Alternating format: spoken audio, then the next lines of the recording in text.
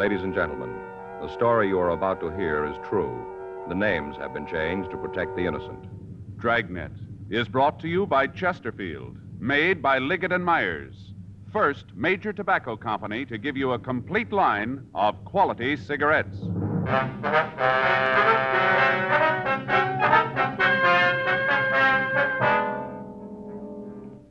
You're a detective sergeant. You're assigned a robbery detail. A gang of truck hijackers has been working in your city. They've stolen 14 loaded trucks. They've kidnapped and beaten one of the drivers. There's no clue to their identity. Your job? Get them. With the winter season coming on, young America and all of us will be concentrating on our favorite winter sports: ice skating, bowling, basketball, skiing. One thing you'll notice, whatever young America does, wherever it goes, Chesterfield goes along. Yes, Chesterfield is the choice of young America. Chesterfield is the choice of more thousands of smokers everywhere. People are learning the facts about Chesterfield, learning that Chesterfield is highest in quality, low in nicotine, learning that Chesterfield is really mild, really satisfying. How about it, friends? Change to Chesterfield yourself.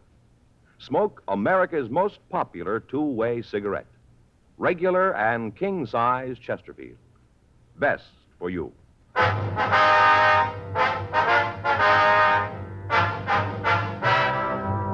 Dragnet, the documented drama of an actual crime.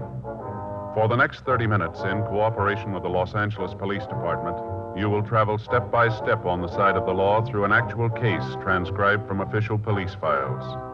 From beginning to end, from crime to punishment, Dragnet is the story of your police force in action.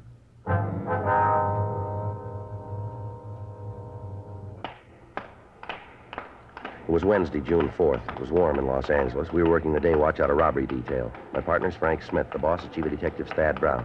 My name's Friday. We were on the way out from the office, and it was 9:47 a.m. when we got to the county hospital.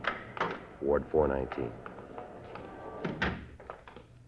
Hi. Mr. Gilmore? Yeah. I know you guys. No, sir. We're police officers. This is my partner, Frank Smith. My name's Friday. I do, sir. Hello. A couple of stools over there. Drag them up. Sit down. I'll get him. Here you go. Thanks. How do you feel, Mr. Gilmore? Rough. Real rough. Feel like I've ridden 50 miles in the back of a ready-mix cement truck. Weren't for the pills they'd be giving me, I think I'd go off my rocker. Mm-hmm. You want to tell us what happened? Yeah, as much as I can remember. Only goes so far, then there's a room full of black. If you'll tell us what you can, please. Yeah. Yesterday, that's when it was. Yes, sir. Yesterday morning. I checked in for work, had a load I was going to take over to Phoenix. Supposed to shove off about 10:15. Did you know what you were carrying? Yeah, I saw the way bill. Some of the stuff they were loading it. Used furniture, didn't make any difference to me. They load the truck and I'll drive it. Uh-huh. I went across the street. Little coffee place over there. Got my back-end bottle filled and came back. By that time, they had the truck loaded. I signed the way bill in the office and went out and got into the truck. The two guys were waiting for me. They were in the cab of the truck, huh? Yeah, sitting there, kind of scrunched down so you couldn't even see them from the outside. Yes, sir. As soon as I opened the door, one of them had a gun pointed at me. Told me to get into the truck like there was nothing wrong. Just start the motor and get the truck away from me.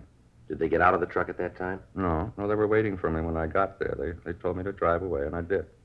Wasn't going to mess around with them having a gun. Yeah, go ahead. And we drove about 3 blocks, and he told me to pull into an alley just off of Santa Fe. Santa Fe and what? Do you remember? By Porter Street, between Porter and Enterprise. I see. Like to go ahead? Then they told me to pull into the alley, and when I did, they made me get out of the truck. Took me around back and broke the seal and told me to get inside. And that's what you did. Officer, if they'd have told me to jump off the city hall, I'd have gone ahead and done it with that gun pointed at me. I'm a coward. Fellow waves a gun around, and I'm going to do just like he tells me. Yes, sir. Those guys are mean, you could tell. How's that? Oh, I'm a kind of a student of phrenology. I could tell about those fellows real plain. Student of what? Phrenology. You know, bumps on the head. Oh. They all mean something. Of course, I didn't get a chance to make a good examination of these guys, but I could see it. Real criminal heads. Bumps told me so. One fellow had a head that was one of the worst I'd ever seen. Yes, sir. He was mean to his mother, I could tell. Had a bump right here. Here, you see? Huh. Yeah. He was mean to his mother. Yes, sir. Well, what happened after they tied you up? Just left me there. I see. You want to go on? Yeah. They must have drove for about 20 minutes when they stopped, pulled in some sort of a driveway. I figure that. Well, right after they stopped, they made a half U-turn, then backed up this ramp, steep. Then they stopped and took me out of the truck, blindfolded me, and made me get out of the truck. Now, this place where they stopped, that's where they unloaded the furniture, did they? Yeah. They must have taken it out of there. I heard them thumping around the truck. Sounded like they were unloading it. Well, now, what'd they do after they got all the furniture out? Put me back in, drove out to where you found the truck. After they both climbed into the back, beat me up. Don't remember much after that. Both of them worked you over, huh? Yeah. Both of them got in their licks, especially the one who was mean to his mother. He was vicious. He was mean. They kept hitting me with their fists until I just passed out. Don't remember anything after that till I came to in the back of the truck. That's when I called the cops and the guys in uniform came out. I guess they're the ones who called you. Yes, sir. Now, is there any way that you might be able to tell us where they took you? You mean when they unloaded the furniture? Yes, sir. Well, I think maybe I got an idea. I tried to figure out how fast they was driving. And after you've been a driver for a while, you get to know. I'd say they were going about 20 miles an hour. We were still in town. My own guess is that they went out Alameda. Must have gone out Santa Fe and then turned on to Alameda. Mm-hmm. I remember hearing kids yelling. That'd probably be Santa Fe High School. Yeah. I guess we went out Alameda to maybe 43rd or 44th, and they turned right. Kind of hard to figure it then. The truck got tied up in traffic. It was hard to tell if they were stopping for that or they're just at a light. Uh-huh. But I'd say that they went out to about Avalon. Maybe they went up to San Pedro. I don't think so. I'd say Avalon. Then they turned left and headed for Hawthorne. Not sure how far they went, but I'd figure maybe around Rosecrans, and then they turned a couple more times, and they stopped and drove up that steep ramp. Mm-hmm. Now, you figure they ended up around Rosecrans and Avalon. Yeah. Guess that's not much help, though, huh? Well, it gives us an idea where to start looking. A couple other things that might help you. What's that? Well, it seems that when we started to back up the ramp, I heard a bump, like they backed into a car. They didn't hit it hard, but I bet they did hit a car. Yeah. After that, they pulled the truck forward and stopped and backed up again.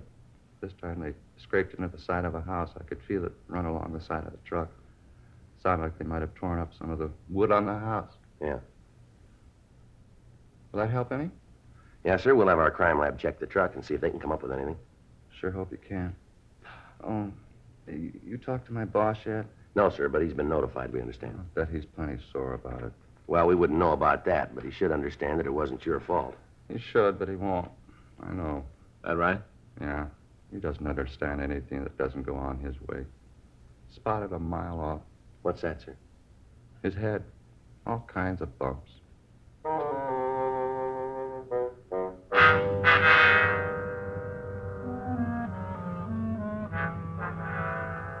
10:06 a.m. We continued to question the victim, Russell Gilmore. He gave us descriptions of the two men who'd kidnapped him. He also told us that at one time he heard one of the men call the other by the name Leo. Further, he told us that when the two bandits had taken him from the truck, they'd placed him in a garage.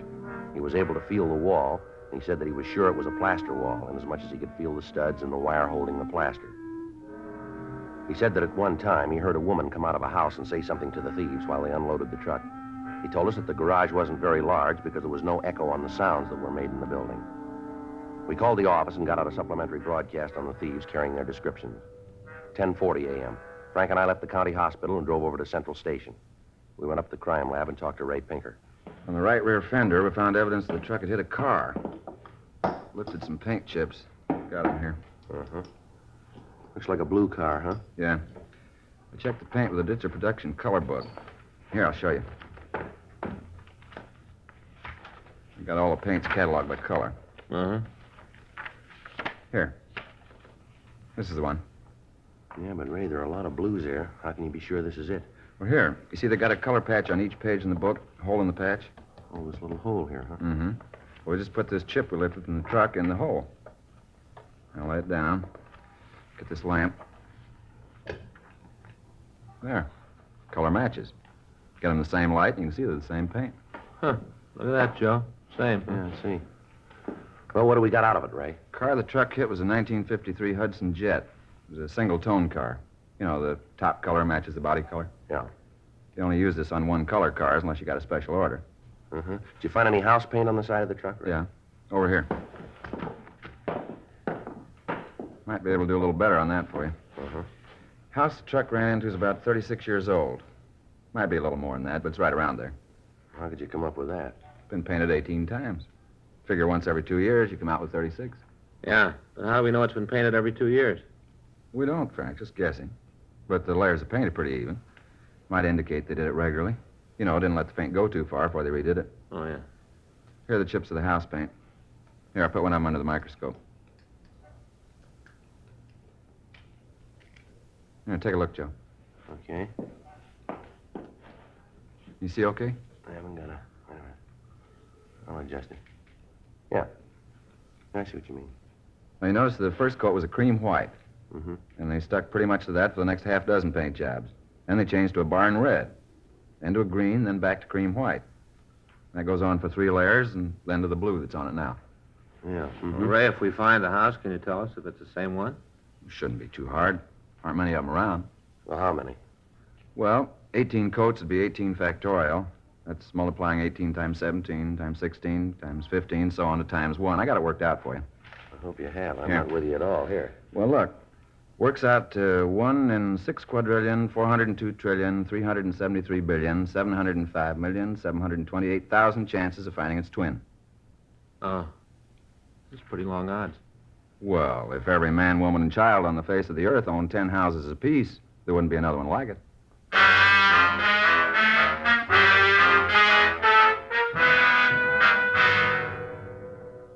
$11:37 a.m. We put in a call to Leighton Prince. Harlan Stahl told us that his crew had gone over the truck thoroughly, but had failed to come up with anything.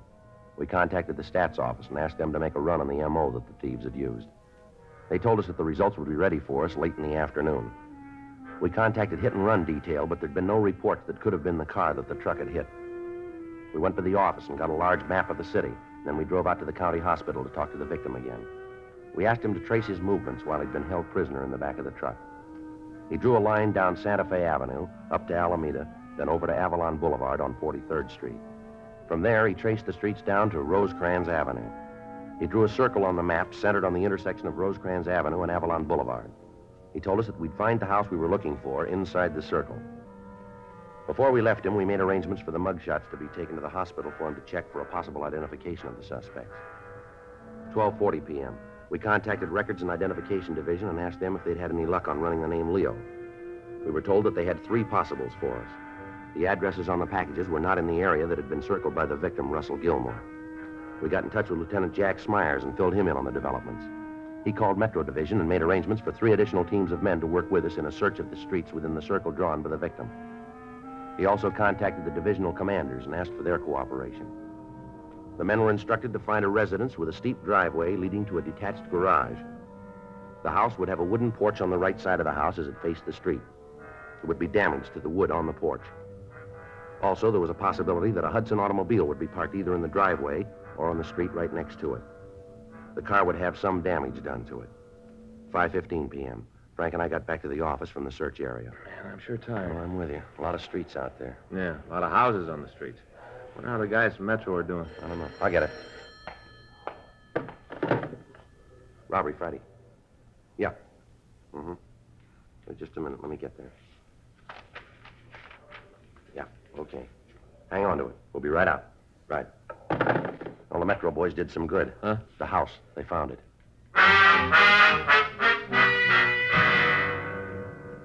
The address given us on the phone was 1486 Cedar Street down in Compton. It took us 35 minutes to get out there from the city hall. The officers from Metro Division Reserve stood by until we got there. We found the house located on Cedar between Dwight Street and Tawada Avenue. It was a 1-story frame building with a stucco garage in the rear of the lot. On the left front side of the house was a wooden porch which had been scraped by some large object. Several of the pickets in the railing were broken. On the street in front of the house next door, we found a 1953 Hudson Jet painted a light blue. There was a dent in the left rear fender. We couldn't tell for certain, but the color of the car and the color of the paint on the porch seemed to match the chips that we'd seen in the crime lab. While the officers from Metro covered the rear of the building, Frank and I rang the front doorbell. There was no answer. We checked the garage, but we found nothing that would tie the house owners in with the robbery kidnapping. The interior walls of the garage were rough wooden studs. Between them, we could see chicken wire embedded in plaster. The physical description of the house, the ramp leading to the garage itself, and the car parked on the street matched in every detail the picture that we'd been given by the victim. 6:10 p.m. We got the name Conrad Lewis from the mailbox in front of the house, and while the officers from Metro checked it with our office, Frank and I went next door to talk with the neighbors. Yeah? Wonder if we could talk to you, ma'am. Sure. Who are you? Well, it might be better if we got in off the porch. You ain't coming in here unless I know who and what you are. We're police officers. Oh? Yes, ma'am. Here's our identification. Oh, yeah. Well, come on in. Thank you, ma'am. I'm Myrtle Richards. This is my partner, Sergeant Friday. I'm Frank Smith. Oh, how do you do? How are you, ma'am? You just sit down. I'll turn off the television.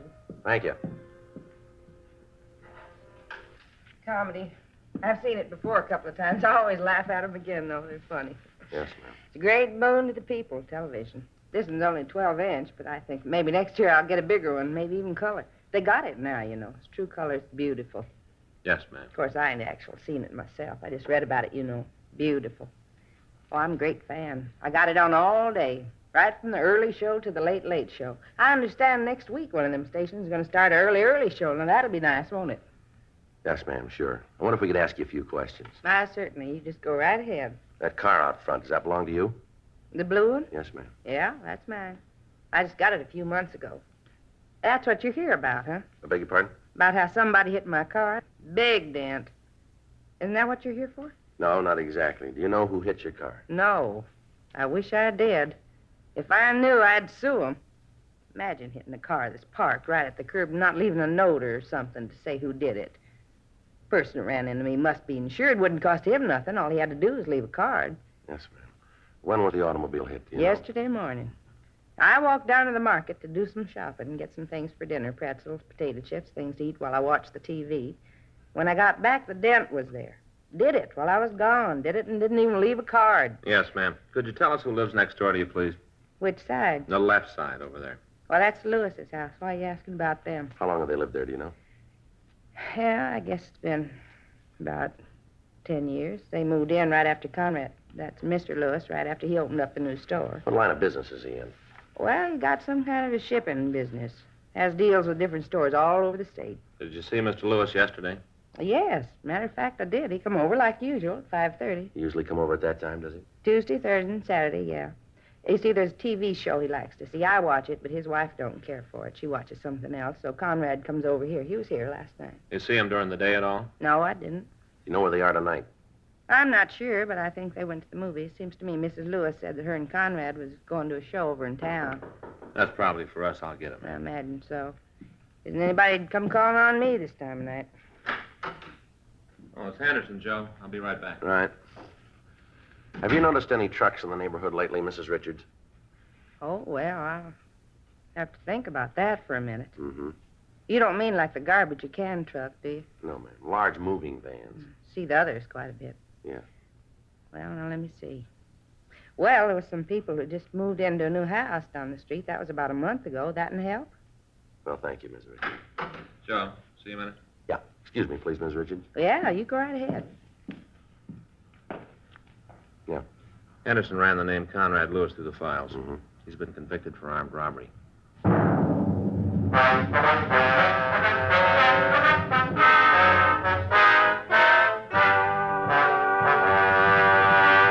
You are listening to Dragnet, the authentic story of your police force in action. Smokers by the thousands are now changing to Chesterfield because they're learning the facts about Chesterfield. Facts like these. A doctor has been examining Chesterfield smokers for 20 months, almost 2 full years now. We've just received his latest report, and it confirms again no adverse effects to the nose, throat, and sinuses from smoking Chesterfield. That's a matter of record. And so is this. Chesterfield is the only cigarette proved highest in quality, low in nicotine. Those are the facts about Chesterfield. More good reasons why Chesterfields taste so good, smoke so much milder. How about it, friends? Smoke America's most popular two-way cigarette, Chesterfield. Regular and king size. Best for you.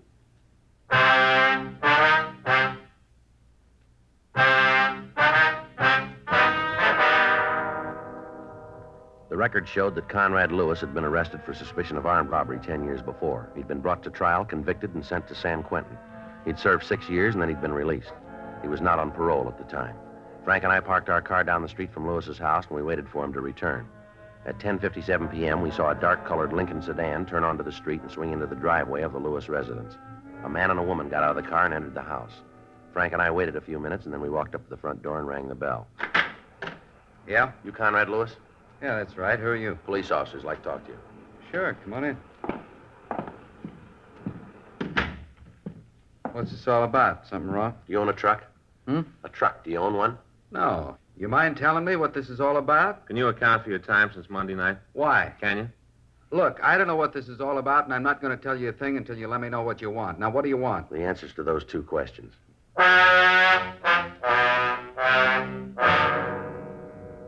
12:15 a.m. It had been only a little over 48 hours since Russell Gilmore had been kidnapped and beaten, and we had a suspect in custody. However, Lewis refused to admit any complicity in the crime. We talked to him for several hours, but he told us nothing. He admitted that he'd been arrested before and that he'd served time in San Quentin. However, he stuck to his statement that since his release, he'd done his best to live by the law. With the evidence at hand, he was booked at the main jail on a charge of suspicion of violation of Section 211 PC. We obtained the keys to his place of business, and Frank and I went out to check it. It was a large wholesale store selling used furniture. A search of the premises failed to turn up any of the stolen merchandise. While Frank went through the stock rooms, I checked the business ledgers. Nothing back there either, Joe. How'd you do? Well, according to these, Lewis does a big shipping business. That's what the woman next door told us. He's been making shipments up to Oakland regular. Books tell what they were? Yeah, right here. He's been sending large lots of used stuff to a place on MacArthur Boulevard. There's a whole list of it here. Tables, living room sets, TV sets. Better get in touch with the police up there and have them check this place out, huh? Yeah. Without that stolen property, we're not going to have a very good case against him. You got the address of the place up north? Yeah. Let's go back to the office and get a call in. Right. Sure hope they come up with the answers. Well, if they don't, we might be in trouble. Yeah? The DA's office is liable to throw the whole thing out. Thursday, June 5th, 8:20 a.m. We put in a call to Captain of Inspectors Tony Bolger in Oakland and asked him to check on the recipient of the furniture shipment from Lewis. We also gave him as detailed a description of the stolen merchandise as we were able to obtain. In the meantime, Lewis had been admitted to bail and was released. Thursday, 11:15 p.m. Frank and I got back to the office from checking a lead on one of the suspects who'd driven the truck. I got it. Robbery Friday. Yeah. Yes, it is. All right. Tony Bolger from Oakland. Let's hope we called it. Yeah. Yeah, Tony. Yeah? Well, what'd he say? Well, that's the way it looked from here. What? Yeah, right. Okay, thank you. How about it? When he talked to the man who bought this stuff, he's clean. How about the merchandise itself? It's all stolen.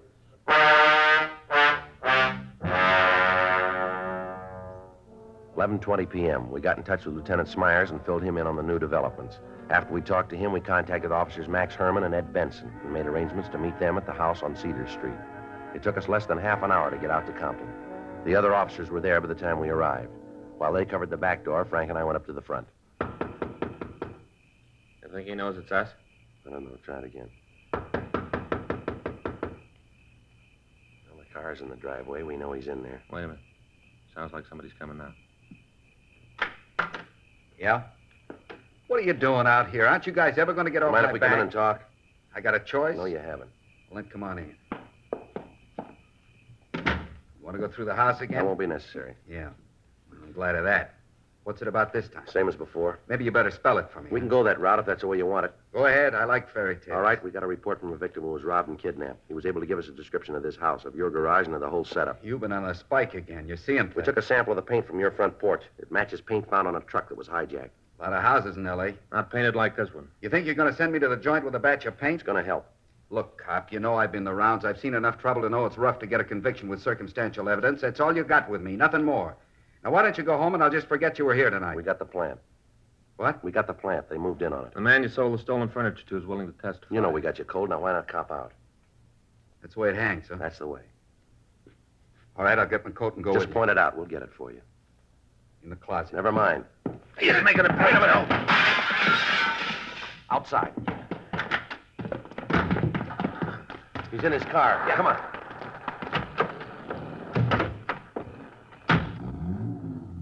He's heading down toward Rosecrans. Better hit the siren. Right.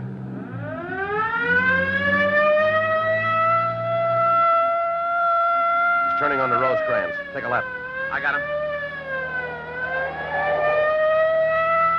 See him? Wait a minute. Yeah, up ahead there. Try a shot? Better not. Too many people around. Can't you close in on him? I think we're pulling up. Making a turn. Yeah. Stay with him. Hang on. It's a dead end, Frank. Yeah. He's in trouble, Joe. Come on. Well, let's get him out of there. Yeah. Hey, that door's stuck. Wait a minute, I'll give you a hand. There. Can you get him? Better call an ambulance. The motor's in his lap. Is he still alive?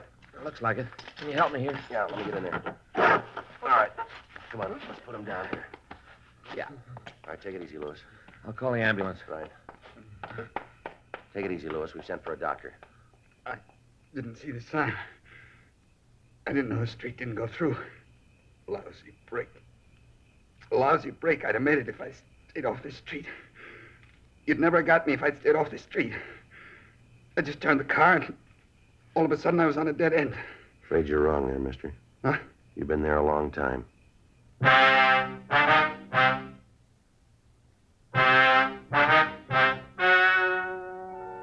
story you have just heard is true. The names were changed to protect the innocent. On October 14th, trial was held in Department 97, Superior Court of the State of California, in and for the County of Los Angeles. In a moment, the results of that trial. Now, here's our star, Jack Webb. Well, here it is. The most talked about Christmas gift of the year. The Chesterfield Christmas carton. Now featured in nearly 1,300,000 retail tobacco stores from coast to coast. The famous covered bridge has been honored this week by a new Christmas tune, The Kissing Bridge. You'll be hearing a lot of it between now and Christmas. So give the gift that everybody's talking about. America's most popular two-way cigarette. Regular and king-size Chesterfield. Premium quality Chesterfield. Best to give, best to get for Christmas.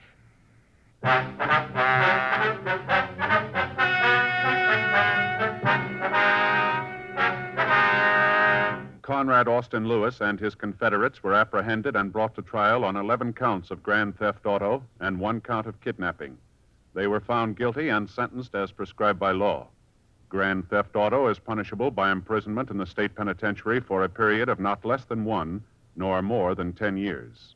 Kidnapping is punishable by imprisonment for a term of from 1 to 25 years in the state penitentiary.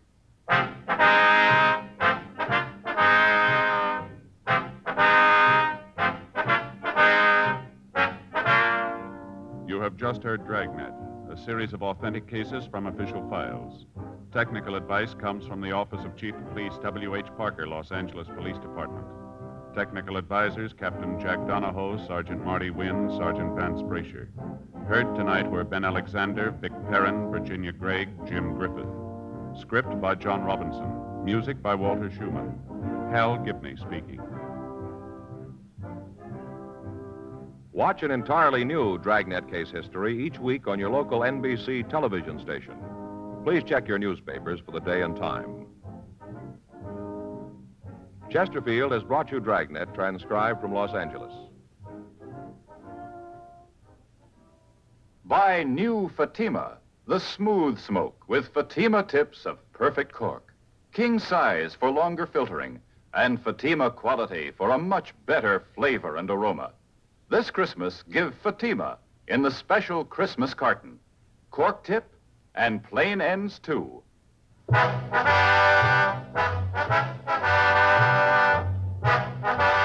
Hear Merrill Miller and the news next on the NBC Radio Network.